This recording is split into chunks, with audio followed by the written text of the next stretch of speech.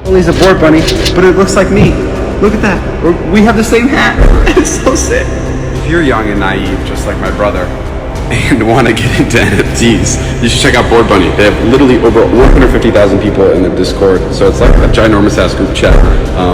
Yeah, if you're interested at all, just start on an Instagram page.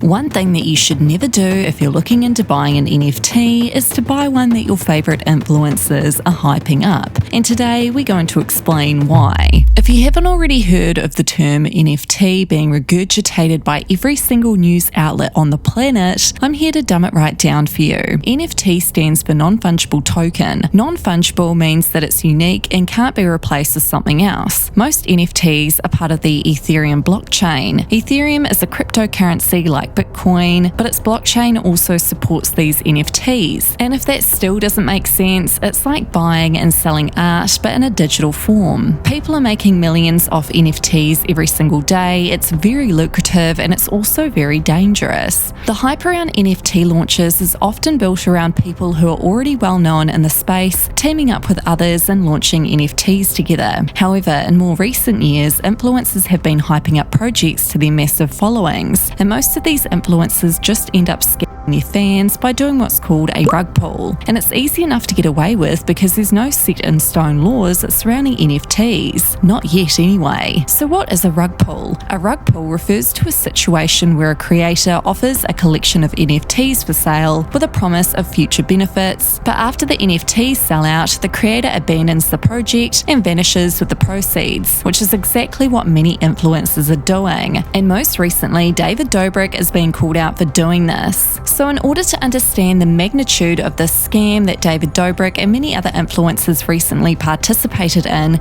we must break down what exactly this project was, who was involved, and also we're going to reverse engineer this NFT so you can get a full understanding of what exactly is taking place in the NFT/influencer world. So here's a summary of what happened and where the $21 million actually went. Influencers who were paid to promote this project included Floyd Mayweather, David Dobrik, DJ Khaled, French Montana, Jake Paul, and Chantal Jeffries. Board Bunny was first announced back in early December as a PFP project with a supply of 4,999 NFTs and a mint price of 0.4 ETH, which equates to approximately 1,300 USD. It gained traction primarily through the heavy use of celeb/influencer marketing. The roadmap looked legit, as did the marketing videos that each influencer made. After the launch, the collection sold out within an hour, bringing in the team at $7.5 million and $3 million in secondary fees to date. At that point, everything had been going smoothly, but it was the weeks following where red flags started flaring up. Shortly after Board Bunnies were sold, the team then announced a second collection called Board Bad Bunny,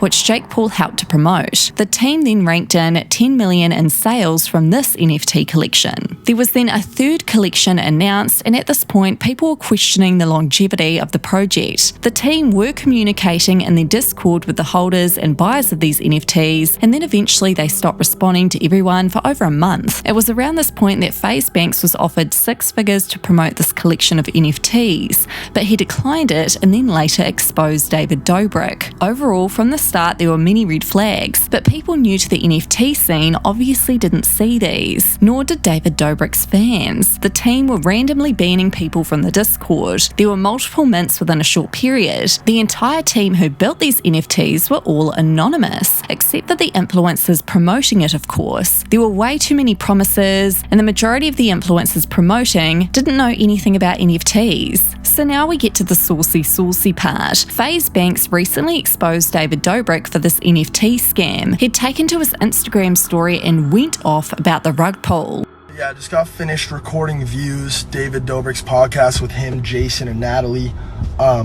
We went into some really bare bones, just education on the space, really what NFTs are, the vision, the future of this shit, my history with it, and why I'm so, heavily invested and interested in it, and ultimately came to a resolution on a make good for his misstep in the space. From what I understand and what we just talked about, this Board Bunny thing was the first and last time he participated in a deal like this, and this was brought to him by outside management and he didn't know what the fuck he was doing.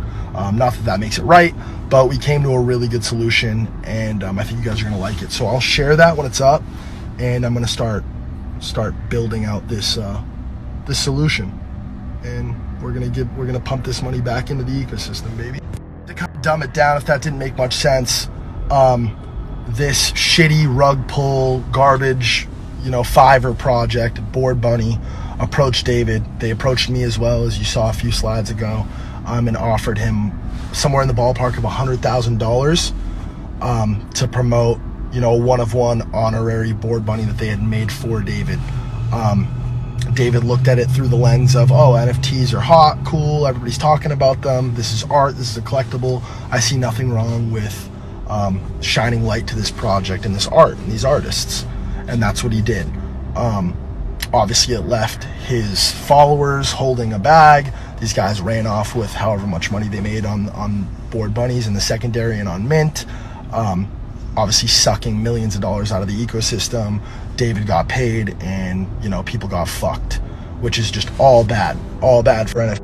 So I appreciate David for addressing this so candidly and honestly and openly, talking openly about figures, and just kind of admitting to the fact that he's totally clueless and ignorant to this NFT game, and ultimately he was paid $100,000 somewhere in that ballpark, and he's ready and willing to distribute that money back into the ecosystem, whether it be to Board Bunny holders, whatever. We're gonna brainstorm that and figure out a good solution for that. But he doesn't want the money; he wants to put it back into the ecosystem, and he wants to, more than anything, learn. So I think that's the biggest thing, is educating the consumer, educating these influencers. Not that David isn't an influencer, but it's such a weird term, such a relative term. But all good. Again, very bare bones.